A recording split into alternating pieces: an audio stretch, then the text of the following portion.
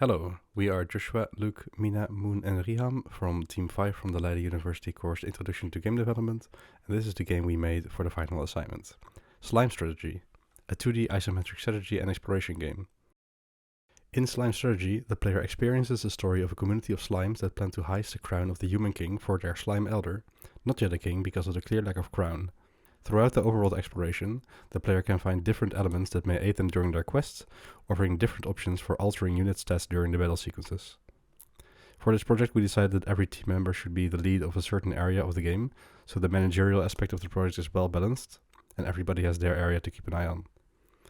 Joshua was responsible for the strategy mode, Luke was responsible for the playtesting and the story, Mina led the menu and UI design, while Moon took charge of creating custom art. Riham was responsible for the exploration mode. Besides the personal responsibilities, Luke and Joshua co-managed the entire project and kept an eye on the progress across the board.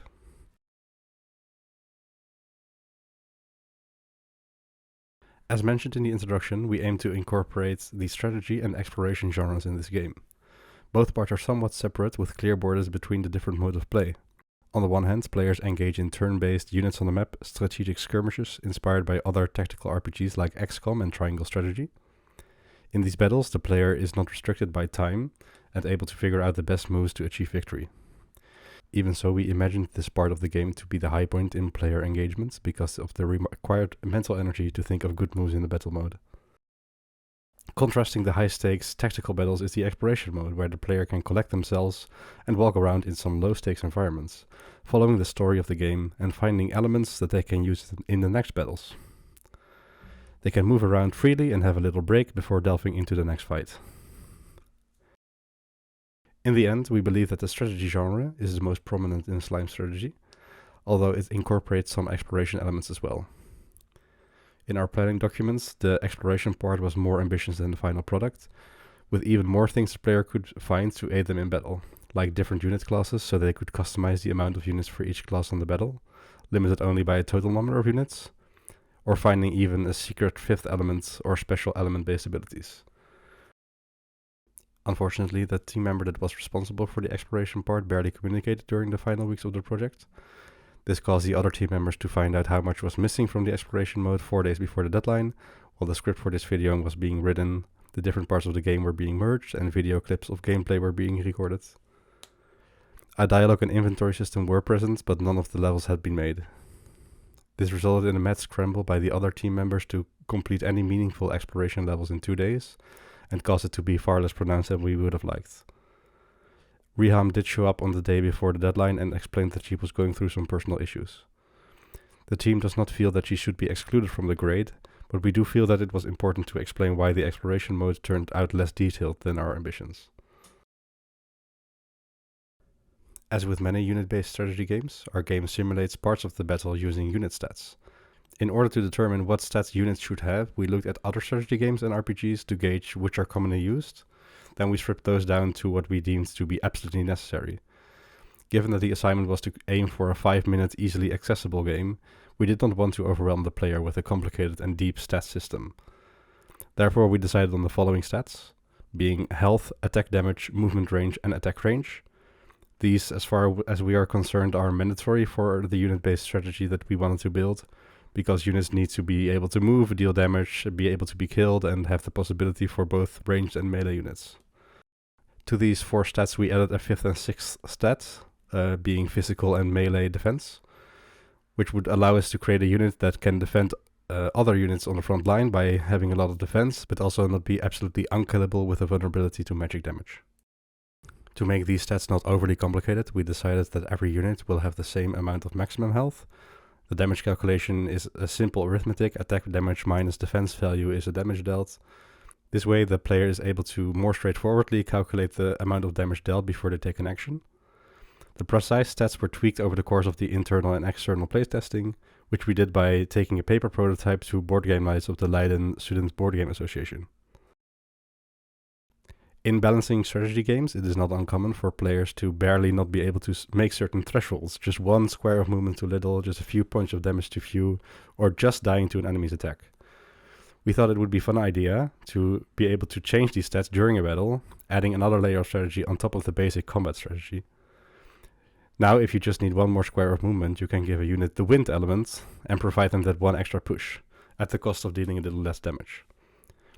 To make this choice even more interesting, we decided that elements may not be overridden. If you have made a bad choice, like assigning an element that reduces physical defense to a unit on the front line, we don't want the player to be able to back out of that mistake, but rather try to deal with it. We also limited the amount of elements the player is able to find to limit the amount of game-breaking combinations there may be with unlimited elements. Because of these two factors, limited elements and not being allowed to take back a decision, players are incentivized to think before acting and cannot just assign an element to every unit in their army without repercussions. We feel this design element has lived up to our expectations quite well, as the previously mentioned external playtesters responded feeling quite clever when they were able to use the elements in smart ways. The exploration sections break up the pace of the strategy sections and allow the player to unwind for a moment before heading into the next battle. Here they can interact with NPCs to experience the story and receive some info regarding the next battle. And this is also where new elements can be found. We initially had more ambitious plans for the exploration areas that sadly had to be cut for scope because of the reasons mentioned in the section about genres.